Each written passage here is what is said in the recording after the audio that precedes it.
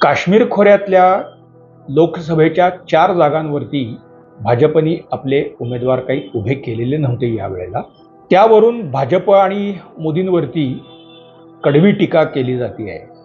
मोदींवरती टीका ह्याच्याशी आमचा काही संबंध नाही. ठीक आहे, ज्याला करायची त्यांनी करावी. भाजपवरतीही ती टीका करायला आमचं काहीच म्हणणं नाही. ज्याने इच्छा आहे त्यांनी ती जरूर करावी.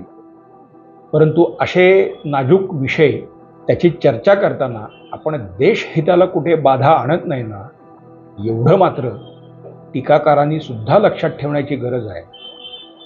अन्यथा आधीच आपल्याला शत्रू फार आणि अनावश्यकपणे आपण माकडाच्या हातात कोलीत तसे शत्रूच्या हाती असे विषय देणं हे अतिशय गंभीर ठरतं. म्हणूनच काश्मीर खोऱ्यामध्ये भाजपनी या वेळेला 4 जागांवरती उमेदवार का उभे केले नाहीत याची काही एक कारणमीमांसा ही होणं अत्यावश्यक आहे.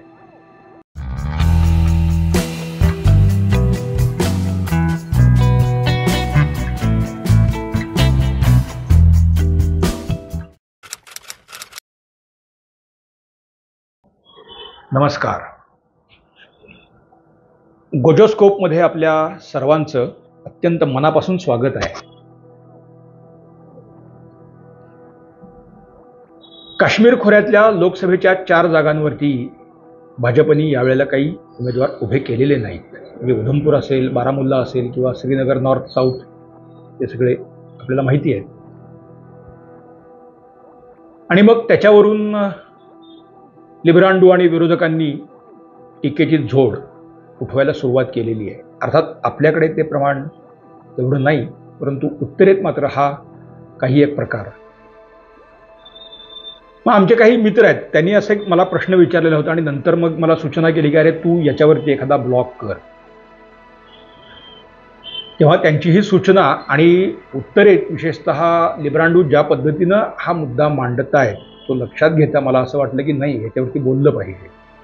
म्हणूनच मित्रांनो हा विषय मी आज आपल्या पुढे घेऊन येतो आहे. म्हणजे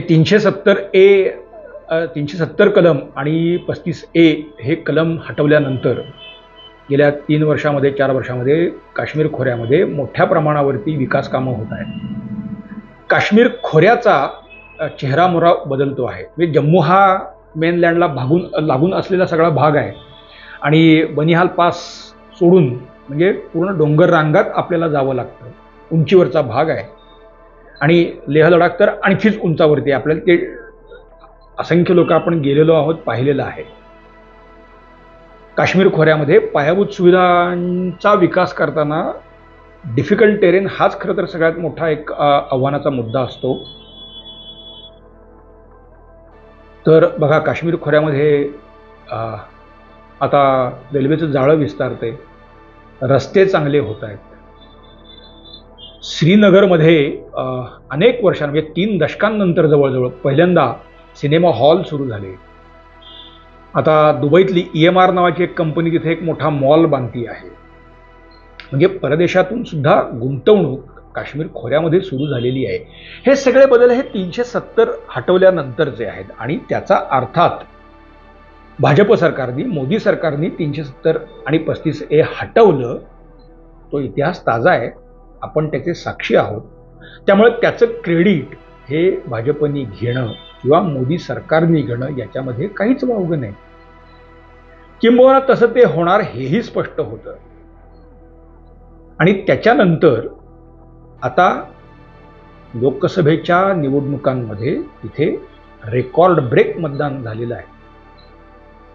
बारामुल्ला असेल, श्रीनगर असेल, उधमपूर असेल, या सगळीकडे 50%च्या पुढे 52%, 55% असं वगैरे ते मतदान झालेलं आहे.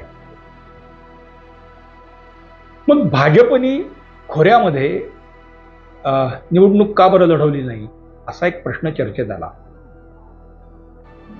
भाजपच्या कुठल्याही नेत्याने त्याबाबत काही प्रतिक्रिया दिलेली नाही.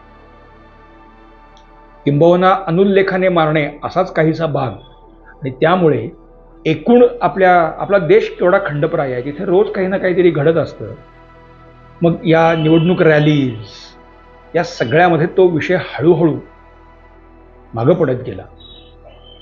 पण अशातच आता पुन्हा एकदा की खोऱ्यात 370 कलम हटवल्यानंतर भाजपने उतरायला पाहिजे होतं, पण मोदींच्या मध्ये तेवढे गट्स नव्हते, कारण तिथे पराभवाला सामोरं जावं लागेल या भीतीपोटी त्यांनी तिथे उमेदवार दिलेले नाहीत. विकासाचा जो काही एक घोषा भाजप किंवा सरकार करतो तो खोटा आहे, ते उघडकीस येईल म्हणून तिथे भाजप उतरलं नाही. इतका धादांत खोटा प्रचार, ज्याला आपण अपप्रचार म्हणतो, हा करणारे अनेक व्हिडिओज या काळात प्रसृत होत आहेत. मग काश्मीर खोऱ्यात काय बदललंय, कसं बदललंय, कसं बदलतं आहे, तिथलं जनमानसामध्ये काय हे आहे ते सांगणारे दाखवणारे सुद्धा व्हिडिओ आपल्याकडे उपलब्ध आहेत. अनेक लोक, म्हणजे गेल्या 2 वर्षात तर रेकॉर्ड ब्रेक असे पर्यटक तिथे गेलेले आहेत. कुठेही काही घातपाताच्या घटना नाहीत. म्हणजे एवढे 2 कोटीच्या वर पर्यटक तिथे गेले, पण कुठेही कसली अव्यवस्था नाही. जाणारे सगळे लोक देशभरातून जातात, विदेशातून लोक आलेले आहेत आणि ते सगळे खुश आहेत. असं असतानाही या स्वरूपाचा अपप्रचार होऊच कसा शकतो किंवा का केला जातो, असा उलटा प्रश्न आपण कधीतरी विचारायला शिकलं पाहिजे. आणि मग तिथं त्याची उत्तर आपल्याला बरोबर मिळू शकतात. म्हणजे काश्मीर खोऱ्यातलं विकासाचं काही जे सरकार दावा करते ते खोटं आहे का, ते खोटं आहे की खरं आहे, आपण जाऊनच बघू शकतो. ठीक आहे, खर्च होईल, पण ते तिथे जाऊनही आपल्याला, आणि असे खूप लोक, मी आत्ता म्हणलं असं की पर्यटक गेलेले आहेत. आणि लांब कशाला, गेल्या 30 वर्षामध्ये काश्मीर खोऱ्यामध्ये होणारं मतदानाचं प्रमाण आणि या वेळेला अगदी बारामुल्ल्यासारख्या भागामध्ये सुद्धा झालेलं मतदानाचं प्रमाण, ही 2 फक्त आकडेवारी समोर ठेवली तरी सुद्धा चित्र अगदी स्पष्ट होतं. म्हणजे लोकांमध्ये उत्साह नाही असं काही नाही, गोष्टी बदलत आहेत हे त्यांना सुद्धा मान्य आहे. मग प्रश्न असा येतो की असं सगळं असतानाही भाजपने तिथे उमेदवार का दिले नाही. मग इथे आपल्याला फक्त जिओ पॉलिटिक्स आणि रिअल पॉलिटिक्स याचा विचार हा गांभीर्याने करावा लागतो. आपल्या देशातले लिब्रांडू ज्या पद्धतीनं काय ते राई का पर्वत, याही बाबतीत तो त्यांनी करून दाखवला असता. बघा, 370 हटवलं, विकासाचा नारा दिला आणि भाजपचे उमेदवार तिथे उभे राहिले आणि ते सगळे पडले. म्हणजे 370 हे काश्मीर खोऱ्याला हवंच आहे असा या निवडणुकीतल्या जयापराजयाचा रेफरेंडम म्हणून सुद्धा वापर केला गेला असता, किंबहुना रेफरेंडम म्हणूनच तो वापर केला गेला असता आणि एक फॉल्स नरेशन त्यातून सेट केलं असतं. आणि मग सरकारने 370 हटवल्यानंतर पुढच्या सगळ्या ज्या प्लॅन्स आहेत ते सगळे प्लॅन्स त्यातून चौपट झाले असते. कारण Pakistan, deep state, Soros and everybody, त्या सगळ्यांना त्यातून संधी मिळाली असते आणि सरकारवरती प्रचंड प्रमाणात दबाव आलाच असता की पुन्हा 370 तुम्ही इम्पोज करा.